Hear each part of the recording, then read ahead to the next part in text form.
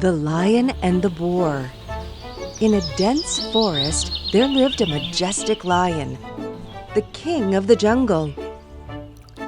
One day, a wild boar came to the pond to drink water. And then, the lion also came there to drink water. I am the king of this jungle, and I will drink this water first. You have to wait till I finish drinking. Nothing doing.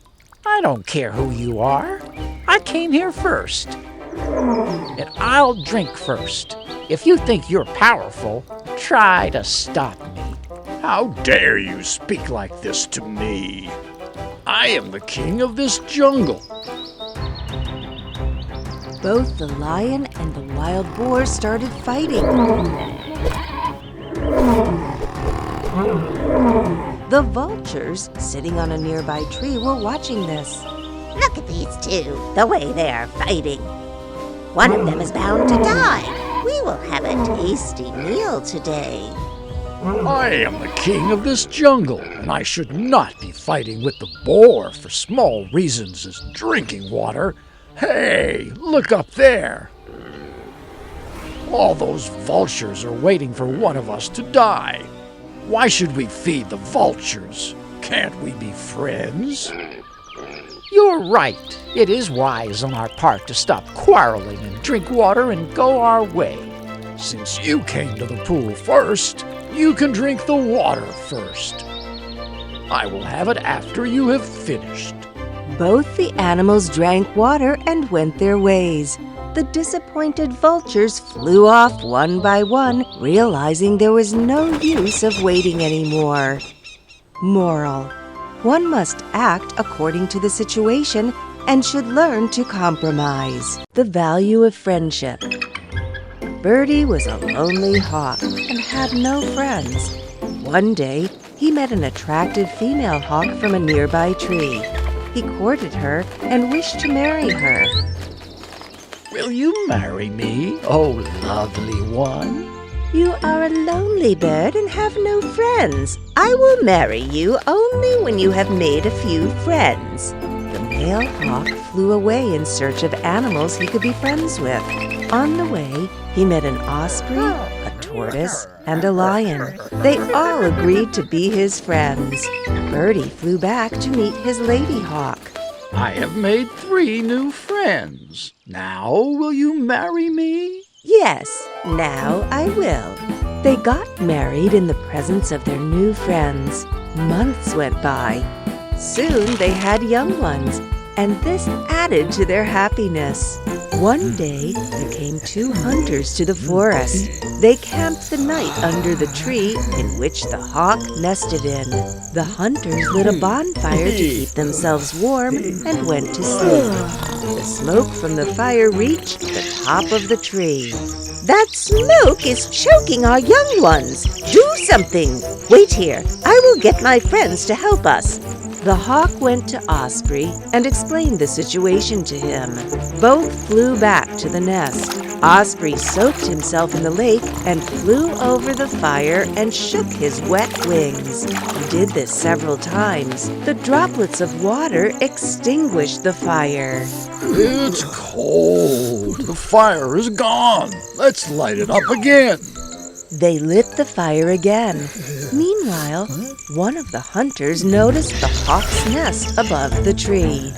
Look, it's a hawk's nest. Let's catch the bird and make some money. One of the hunters climbed the tree. This frightened the lady hawk. Look, the hunter is climbing the tree. Our children are in danger. The hawk went to his friend, the tortoise, and explained the situation to him. The tortoise came and walked close to the hunters so that they noticed him. One of the hunters shouted, Look, a big tortoise. That will fetch us more money than the birds. Let's catch it. Both the hunters quickly got some rope. They tied one end of the rope to the tortoise and the other to their waist. But the tortoise was too strong for the hunters. He dragged the hunters into the lake with him. The hunters untied the rope and got out before they drowned. By then, the hawk had called his lion friend. The lion roared and jumped in front of the hunters. Lion, run for your life! The hawk thanked his friends for all the help. He realized the value of friendship and the reason his wife insisted on making friends. Moral: a friend is never known till the end. The Golden Swan. In a lake lived a beautiful golden swan. This swan was a rebirth of a noble farmer from a nearby village. One day, the farmer's wife came to fetch some water by the lake. She saw the golden swan, and to her surprise, the golden swan spoke. I am your husband, reborn as a golden swan. I am here to help you and our children. But how can you help us? You can pluck one gold feather every day and sell it to get all the things that you need. That's wonderful! Now we will not have to live in poverty. She plucked a feather from the swan's plume. Every day, she came to the lake in secret to pluck a feather. As time passed by, she had a beautiful house and servants to do all the work. One day, when she was sitting in her house, she thought to herself, "What if the swan suddenly disappeared? I would have no gold feather to sell." The next day, when she went to the lake to pluck the feather, "Dear one, come and stay with us so that we can take care of you." The swan readily agreed, as he wanted to see his children. The farmer's wife arranged for the swan to stay in the backyard of her house. This way, the farmer's wife could keep a watch on the swan and not let him go away. Months passed by, and the farmer's wife got greedier. "The feathers that I pluck are always replaced by new ones, so why not pluck more feathers? This way, I will have more feathers to sell and make more money." As usual, she went to the swan to pluck the feather for the day. "Dear one, I do not want to trouble you every day, so I shall pluck some extra feathers today and not disturb you for a few days." That is thoughtful of you, my dear, but it's not possible. I am not allowed to give away more than one feather each day. This angered the farmer's wife. She grabbed the swan and plucked all the feathers. "Oh no! These are turning to normal feathers." You should have listened to me. I was about to tell you that if you pluck more than one, the feathers would not be of gold. This angered the farmer's wife, and she threw the bird out of the house. "You are of no use to us now. Go away." The swan walked to his lake a sad bird. The farmer's wife spent all the wealth she had. This time, she had no noble golden swan to rescue her from the poverty. Moral: misfortune tells us what fortune is. Divide and rule. One day, a cow wandered away from the herd unaware toward the lioness. When she came close to the lioness, she suddenly realized that she was far from the herd. The lioness, on seeing the cow scared, reassured her. "Don't be scared, I will not kill you. I just had a very good lunch, so you are safe." The cow heaved a sigh of relief. "Thank you, I was lost in thought, and I didn't realize that I was so far away from the herd." "What were you thinking of?" This way, a conversation started between them, and as days passed by, they became good friends. Months later, the cow introduced her family to the lioness.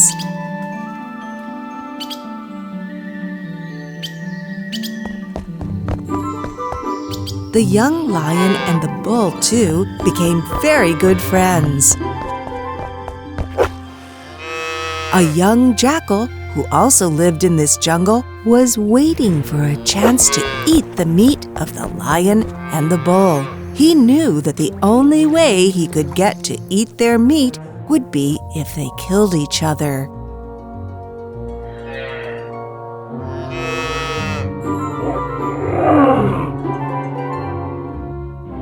One day, the young jackal heard the news of the death of the lioness and the cow. He knew that the time had come for him to make his move. He went to the lion. Now that your parents are not there, the bull thinks he can get rid of you and take your place as the king. I am just warning you to be careful. You will see a change in his attitude. The lion gave a casual hearing and paid no attention. The jackal went to the bull. My friend, I just heard the lion saying that you are a coward, that you need him to protect you from other animals. This enraged the bull, but he controlled his anger and tried not to believe what the jackal said. But the jackal was successful in raising suspicion in both their minds. One day, a fight erupted between the lion and the bull. The lion roared and rushed at the bull. The bull lowered his horns and rushed at the lion.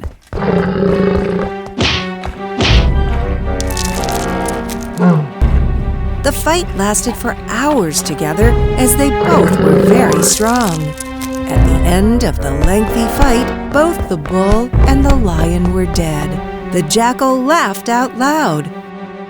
Ha, you fools! You have no faith in your friendship.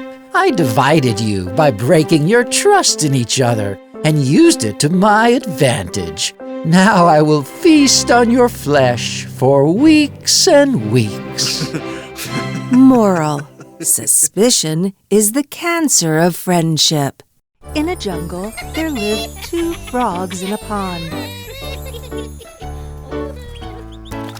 They were passing their time playing happily without any worry or complaint. As time passed on, the summer got hotter and hotter.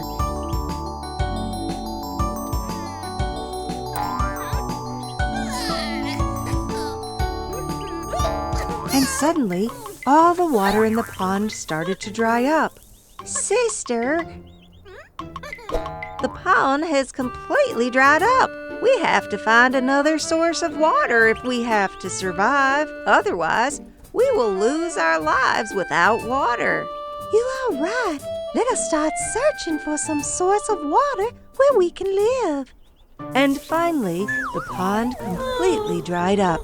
The frogs had to find another source of water to survive.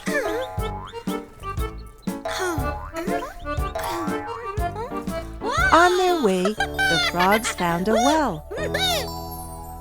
So they happily jumped to see the well.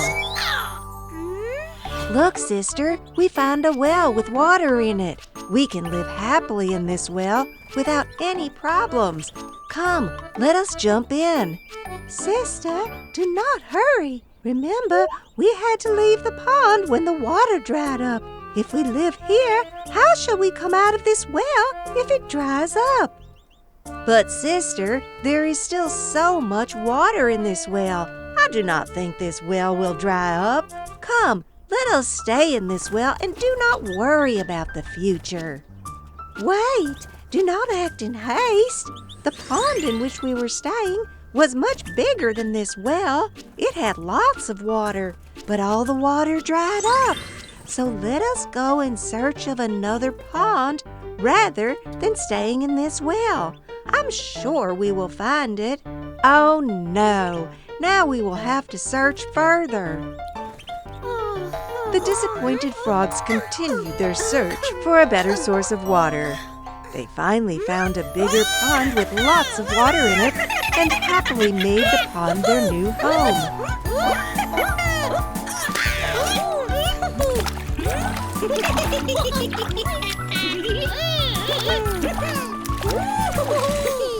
After a few months, oh my God, I have to walk 30 minutes to come here to fetch water, all because the village well is completely dried up.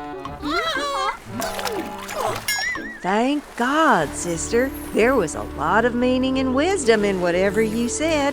Had we jumped into the well, we would have lost our lives by now.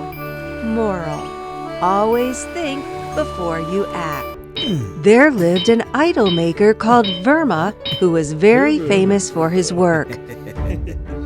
In Yamaraja's court, Ha ha ha! Guards! Go to the earth and bring Verma to me. His lifespan's ended. Ha ha ha! As you wish, O Lord of Death. Come with us, Verma. You have lived your life. Your time has come. The Lord of Death wants you in his court. No, please let me live. I don't want to die so soon. Please spare my life. Verma wakes up from his sleep and realizes that it was just a dream. What if the guards of Yamaraja come to take my life? I must do something. If I make 10 models like myself, the guards will not be able to make out which one is real. This way I can trick the guards. After making 10 models of himself, If I stand among these idols, the guards will be fooled. Then I can save my life. that night, as in Verma's dream, the Yamaraja's guards came to take him. What is this? There are 11 Vermas here, and all look alike. How do we find out which one is real? Let's go back and inform Yamaraja about this. Oh, Yamaraja, there are 11 Vermas. Now, how do we find out which one is real? Fools! That idol maker is very intelligent. He is hiding amongst the idols that look just like him. Go and identify him, or you both will be punished. Listen, an artist cannot tolerate if we criticize his work. Let us say something bad about the idol, and he will expose himself. Oh, look at this defect in this idol. This is not perfect at all. Look at this, my friend. Impossible. What is the defect? There can be no defect in my work. Verma did not like being criticized about his work and unknowingly exposed himself. The only defect is that the idols do not speak, but you do. Now you cannot escape from us. Finally, the guards took Verma to Yamaraja.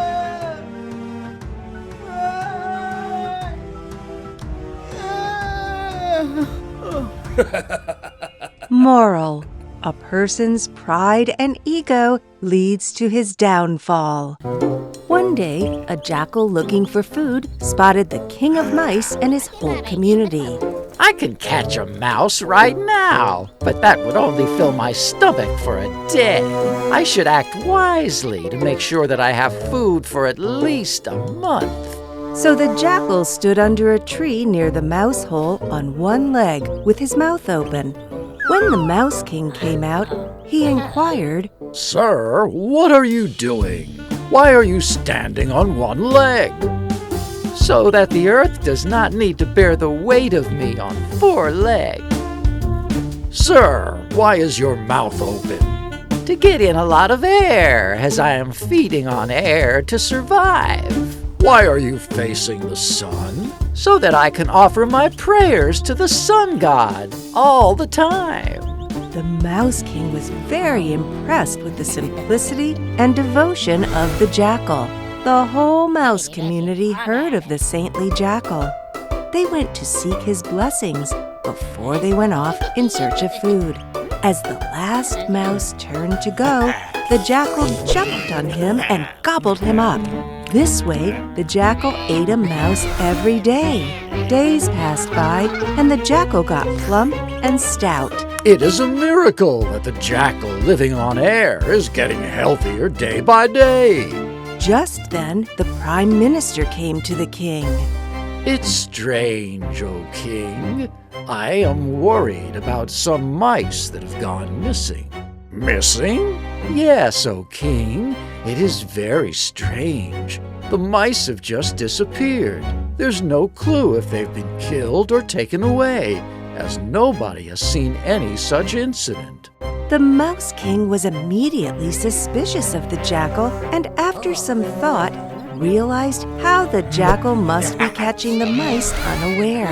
The next day, the king remained at the end of the line to get blessings from the jackal. When the king mouse turned to leave, the jackal pounced. But the alert king moved out of the way, and the jackal fell to the ground.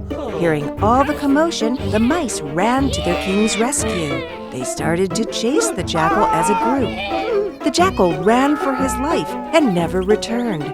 Thus, the wise Mouse King saved his subjects from the cunning jackal.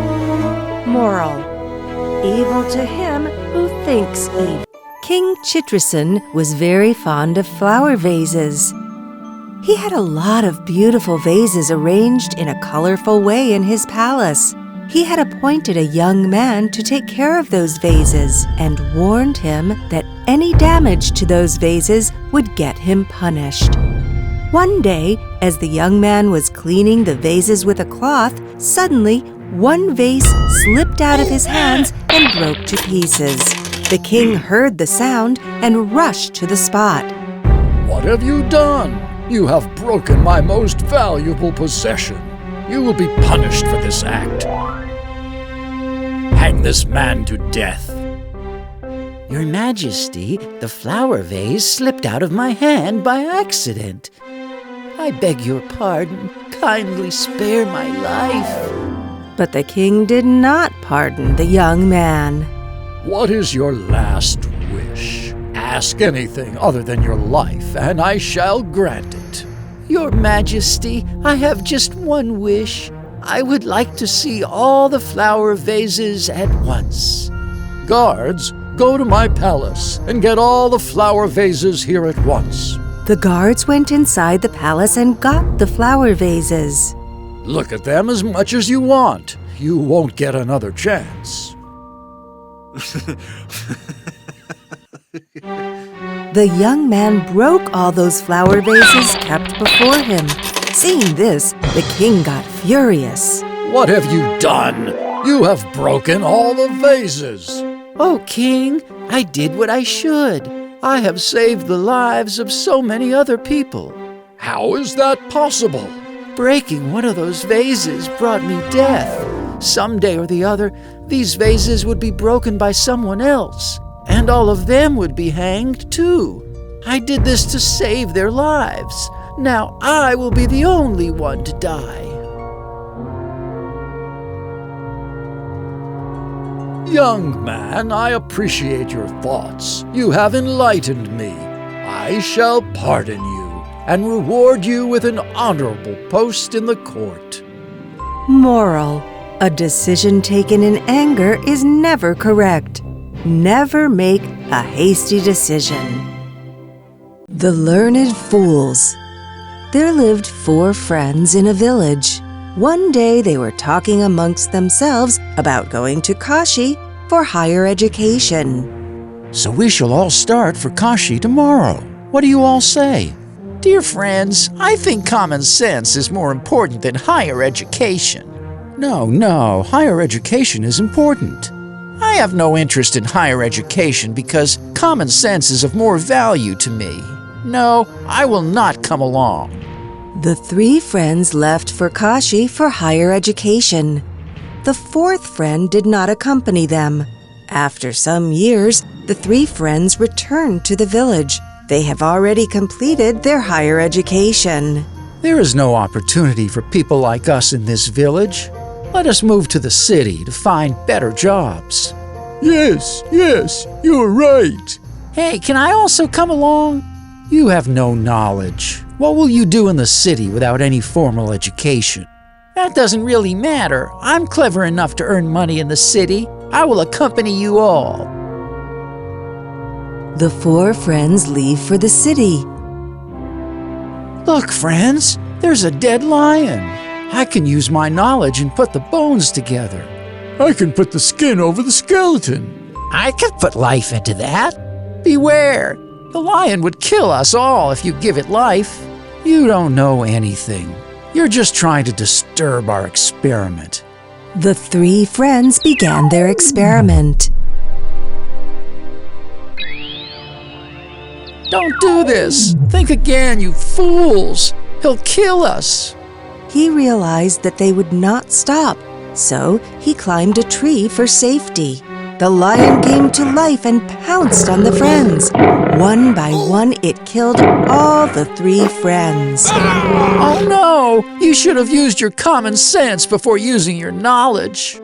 The only friend who survived was the fourth friend who used his common sense. Moral: knowledge without common sense is no good. The bull's advice. A farmer had a loyal bull that used to help him in farming. One day a bug flew into his backyard. You work hard every day. You help the farmer plow the fields. You help them travel from place to place pulling their carts. But what do you get to eat? Just some grass and fodder. What a pity! Dear friend, I don't have any complaints. I am very happy to serve the humans. They look after me very well. The humans are just using you for their purpose. That's why I don't work for humans. Instead, I suck their blood. But you are so big and mighty, yet you slave for humans. Look at me, how tiny I am, but I suck their blood. I work for the humans because they feed me well. They look after me every day. They give me shelter. They treat me if I fall sick. They pat me affectionately on my back and say loving words to me. They appreciate my gratefulness to them. They do all this because I serve them loyally. But this is very little for what you do for them. You work day and night for them, and all they do is just pat your back. I think I am far better than you, even though I am so tiny in size. Shame on you! You fool! Don't feel proud of yourself. The humans dislike you because you suck their blood for free. You do not help them in any way. You are a pest to humankind. I don't care. Without listening to the bull's advice, the bug flew off. One day, as usual, the bug sat on the farmer to suck his blood. What a silly pest! Bad deeds always have bad results. If she had been more helpful, she would not have lost her life.